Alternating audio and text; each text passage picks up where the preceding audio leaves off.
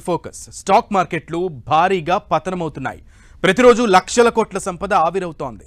శుక్రవారం ఒక్కరోజే 10 లక్షల కోట్ల సంపద గాల్లో కలిసిపోయింది. ఈ ఏడాది ప్రారంభమైన దగ్గర నుంచి ఇదే పరిస్థితి. నిఫ్టీ, సెన్సెక్స్ రెండూ కూడా గత 6 నెలల్లోనే ఎరుగని స్థాయికి పతనమయ్యాయి. కొన్నాళ్ల క్రితం లాభాల్లో రికార్డులు సృష్టించిన స్టాక్ మార్కెట్లు ఇప్పుడెందుకు ఇలా పతనంలోనూ రికార్డులు సృష్టిస్తున్నాయి?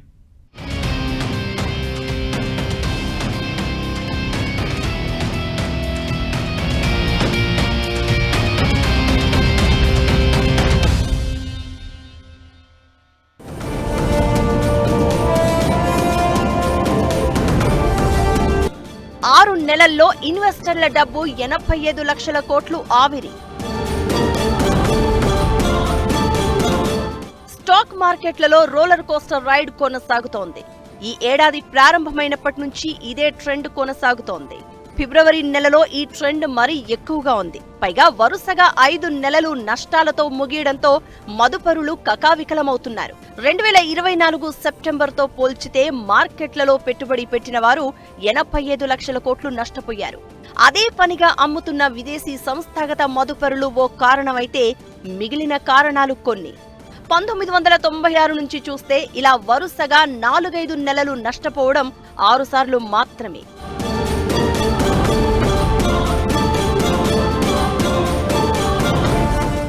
1994 సెప్టెంబర్ నుంచి 1995 ఏప్రిల్ వరకు నిఫ్టీ 31% పైగా నష్టపోయింది.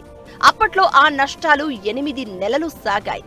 ఈక్విటీలకు సంబంధించి బేర్ మార్కెట్ అనే పదం వరుసగా 3 త్రైమాసికాలు నష్టాల్లో ఉంటే వాడతారు. ఇప్పుడు దాదాపు ఆ స్థాయికి మార్కెట్లు నష్టపోయాయి. వీటికి కారణం చూస్తే అమెరికా అధ్యక్షుడు ట్రంప్ తీసుకువచ్చిన పన్నుల పెంపు పితలాటకం, 3వ త్రైమాసికపు ఆదాయాలు నిరాశపరచడంతో మార్కెట్లలో ఈ ధోరణి కొనసాగుతోంది. దానికి తోడు ఎఫ్ఐఐలు వరుసగా మన మార్కెట్ల నుంచి అమ్మకాలే చేస్తున్నారు.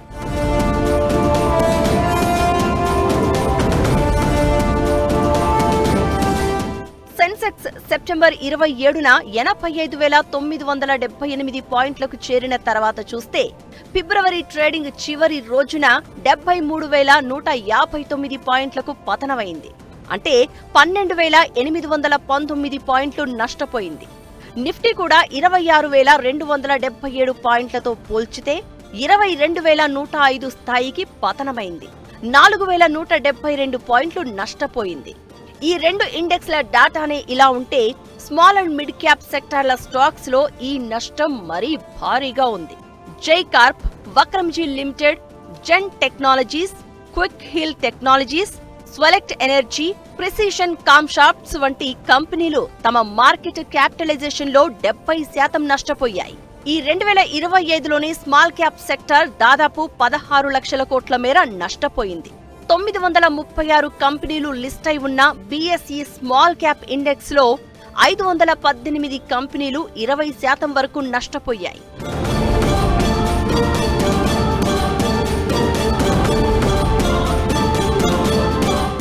Small cap sector market capitalisation అంటే కంపెనీల షేర్ల విలువను మొత్తం ట్రేడ్ అవుతున్న ఆ కంపెనీల షేర్లతో హెచ్చిస్తే వస్తుంది.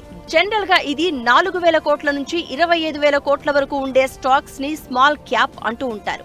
అయితే షేర్ల ధరలు ఎక్కువ తక్కువ ఏమీ ఉండవు. అందుకే ఎక్కువ మంది ఈ small cap sector, mid cap సెక్టార్ల వైపు మళ్లుతూ ఉంటారు. ఇప్పుడు మార్కెట్లలో చోటు చేసుకున్న అమ్మకాల సునామీలో రీటైల్ ఇన్వెస్టర్లు కొట్టుకుపోవడానికి కారణం ఇదే. వరుస నష్టాలతో షేర్ల రేట్లు బాగా తగ్గాయి కదా అని కొనుగోళ్లకు దిగుతూ ఉంటే అంతకు మించి తర్వాతి రోజుల్లో మరింత నష్టపోతున్నాయి. దీంతో భారీగా షేర్లు కొని అట్టిపెట్టుకోగల సామర్థ్యం ఉన్నవారైతే సరే కానీ చిన్నా చితగా ఇన్వెస్టర్లు మాత్రం చితికిపోతున్నారు. డెఫినెట్లీ ఇండియాలో ఇప్పుడు మన గవర్నమెంట్ తీసుకున్నటువంటి మేక్ ఇన్ ఇండియా ప్రోగ్రామ్స్ కానీ, ఈ ఆత్మనిర్భర్ భారత్ ఇనిషియేటివ్స్ కానీ డెఫినెట్గా ఫారెన్ పోర్ట్ఫోలియో ఇన్వెస్టర్స్ని, ఫారెన్ డైరెక్ట్ ఇన్వెస్ట్ చేసే ఇన్వెస్టర్స్ని ఇండియాకి అట్రాక్ట్ చేస్తున్నాయి. కానీ ఏంటంటే ఇవన్నీ రావడానికి కొంచెం లాంగ్ టర్మ్లో ఈ ప్రాసెస్ అంతా జరుగుతుంది. సో ఇన్వెస్టర్స్ ఎవరైతే లాంగ్ టర్మ్లో ఇన్వెస్ట్ చేయాలనుకుంటున్నారో డెఫినెట్గా ఇండియన్ మార్కెట్లో వచ్చే డిప్స్లో కనుక మంచి క్వాలిటీ కంపెనీస్ని కనుక బై చేసినట్లయితే లాంగ్ టర్మ్లో వెల్త్ క్రియేట్ చేయడానికి India is one of the good economy. ఇక మార్కెట్లు అంటేనే ఎప్పుడు ఏదో ఒక ఈవెంట్ కోసం ఎదురు చూస్తూ ఉంటుంది. అందుకే గత ఏడాది అక్టోబర్లో మొదలైన షిఫ్టింగ్ ఫ్రమ్ ఇండియా అనే అమ్మకాల ఒత్తిడి ఇంకా కొనసాగుతోంది. ముందుగా మన ఈక్విటీల పెట్టుబడులు చైనాకి వెళ్తున్నాయనే వాదన ఉంది. ఎఫ్ఐఐలు దాదాపు $10 బిలియన్ మేర అమ్మకాలను ఒక్క 2025లోనే చేశారు అంటే ఈ సెల్లింగ్ ట్రెండ్ ని అర్థం చేసుకోవాలి.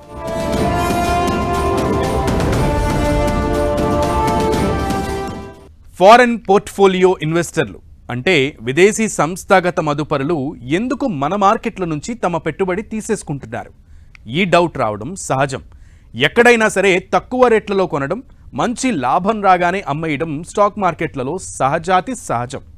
అయితే ఇంతగా అమ్ముతున్నారంటే దానికి లాభం తీసుకోవడం ఒక్కటే కాదు, ఇంకా వేరే కారణాలు కూడా ఉన్నాయి. వాటిలో ప్రధానమైనది ట్రంప్ ఎఫెక్ట్. ఆయన అమెరికా అధ్యక్షుడిగా బాధ్యతలు చేపట్టగానే వరస పెట్టి తీసుకుంటున్న నిర్ణయాలే మన మార్కెట్లకు శాపాలుగా మారాయి.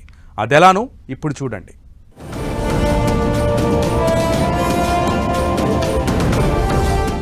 మార్కెట్లకు ట్రంప్ టారిఫ్ ఎఫెక్ట్.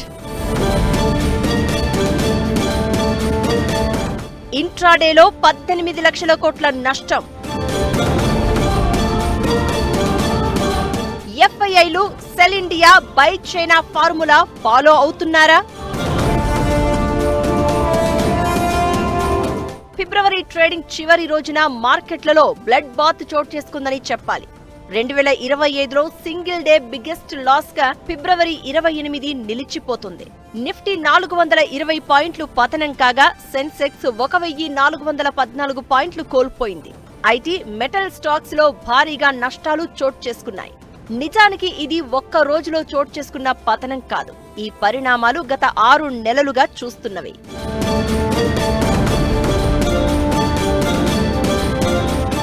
వీకెండ్ లో చోటు చేసుకున్న పతనంతో ఐటీ, ఫార్మా, ఆటో స్టాక్ తీవ్రంగా నష్టపోయాయి. ఐటీ సెక్టార్ దాదాపు 5%, ఆటో సెక్టార్ దాదాపు 4%, ఫార్మా స్టాక్స్ 1% నష్టపోయాయి. అలానే మెటల్ రంగంలోని షేర్లు కూడా గత 2 నెలలుగా నష్టపోతున్నాయి. ఈ 4 రంగాలనే ఎందుకు ప్రత్యేకంగా ప్రస్తావించాలి అంటే ట్రంప్ టారిఫ్ పెంపు నిర్ణయం తాలూకు ప్రభావం ప్రధానంగా వీటిపైనే పడింది. స్టీల్ సహా ఇతర లోహాల ఎగుమతులపై ట్రంప్ 25% పన్ను పెంచేశారు. అలానే ఫార్మా ఎగుమతులపై కూడా ఆంక్షలు విధించారు. ఇక ఆటో సెక్టార్ కి సంబంధించి భారత్ ఎంత మేర పన్ను విధిస్తుందో అంత మేర తాము అమెరికాలో పన్ను వేస్తామంటూ హెచ్చరించారు. ఇక ఐటీ కంపెనీల వరకు చూస్తే అమెరికన్ మార్కెట్లలోని యాపిల్, ఎన్విడియో, టెస్లా వంటి బ్లూ చిప్ స్టాక్స్ భారీగా నష్టపోయాయి. దీనికి డీప్ సిక్ ఎఫెక్ట్ తో పాటు H1B వీసాలపై ట్రంప్ వైఖరి ప్రాధాన్యత సంతరించుకుంది.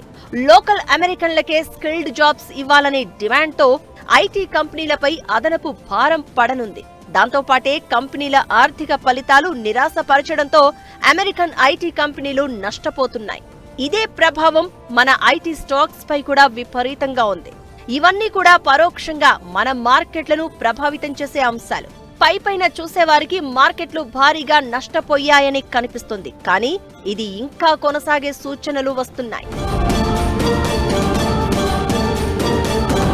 ట్రంప్ అమెరికా అధ్యక్షుడిగా ఎన్నికైన తర్వాత విధిస్తున్న పన్నుల మోతతో పాటు గ్లోబల్ మార్కెట్లలో గోల్డ్ రేట్ దద్దరిల్లిపోతోంది.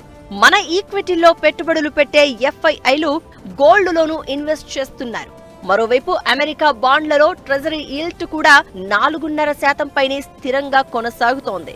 అలా యుఎస్ బాండ్ మార్కెట్లలోకి కూడా మన మార్కెట్ల నుంచి సొమ్ము తరలి వెళ్తోంది.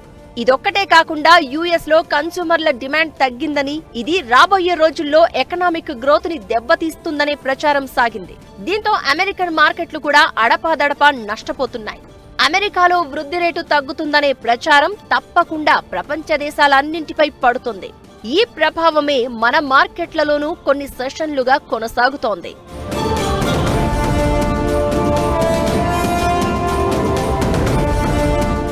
ఇక ఫారెన్ పోర్ట్ఫోలియో ఇన్వెస్టర్లు తమ షేర్లు విక్రయించడం ఇది ఫిబ్రవరి నెలలో ఇప్పటికే 47,349.06 కోట్లకు చేరింది.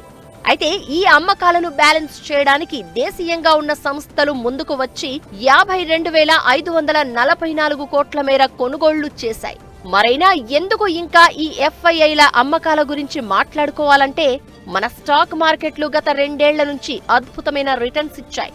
2 ఏళ్ల క్రితం, ఏడాది క్రితం మన స్టాక్స్ లో కొనుగోళ్లు చేసిన ఈ విదేశీ సంస్థలు తమ పెట్టుబడుల నుంచి లాభాలను ఎఫ్ఐఐలు వెనక్కి తీసుకుంటున్నారు. సాధారణంగా ఇంత అమ్మకాలు సాగుతూ ఉంటే ఎక్కడో అక్కడ ఆగాలి. కానీ ఆగడం లేదంటే ఫారెన్ పోర్ట్ఫోలియో ఇన్వెస్టర్లు పెట్టుబడి పెట్టిన సమయంలో ఆ స్టాక్స్ రేట్లు ఎంత తక్కువలో ఉండి ఉంటాయో అర్థం చేసుకోవాలి.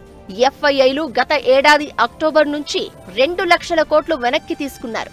మరి ఇలా తీసిన డబ్బుని చైనా వైపు మళ్లించడం అనేది గత ఏడాది డిసెంబర్ నుంచే ప్రారంభమైంది. దీనికి క్లియర్ కట్ నిదర్శనం 2024 అక్టోబర్ నుంచి మన కంపెనీల మార్కెట్ క్యాపిటలైజేషన్ $1,00,000 కోట్ల తగ్గిపోగా చైనాలో $2 లక్షల కోట్ల మేర పెరగడమే. లాస్ట్ 15-20 డేస్ బ్యాక్ ఏదైతే చైనాస్ అడ్మినిస్ట్రేషన్ అనేది మన ఇన్వెస్టర్స్ని మరియు చైనాలో ఉన్నటువంటి కార్పొరేట్ టైకూన్స్ని కూడా ఇన్వైట్ చేసి వాళ్ళతో డిస్కషన్ స్టార్ట్ చేయడంతో ఒక పాజిటివ్ సిగ్నల్ అనేది గ్లోబల్ మార్కెట్స్లోకి వెళ్ళడం జరిగింది. That China is very much interested in the business అని. సో అందువలన ఒక పాజిటివ్గా మనం చూసినట్లయితే అలీబాబా షేర్స్ కూడా లాస్ట్ 1 మంత్లో ఇంటర్నేషనల్ మార్కెట్లో పెరగటం మనం చూస్తున్నాం. సో ఆ యొక్క పాజిటివ్ ఇండికేషన్స్తో ప్రస్తుతం ఇన్వెస్టర్స్ అందరూ చైనా యొక్క వాల్యుయేషన్స్ ఇండియన్ మార్కెట్స్తో కంపేర్ చేసుకుంటే మీడియం టు షార్ట్ టర్మ్లో కొంచెం అక్కడ అట్రాక్టివ్గా కనపడుతున్నాయి.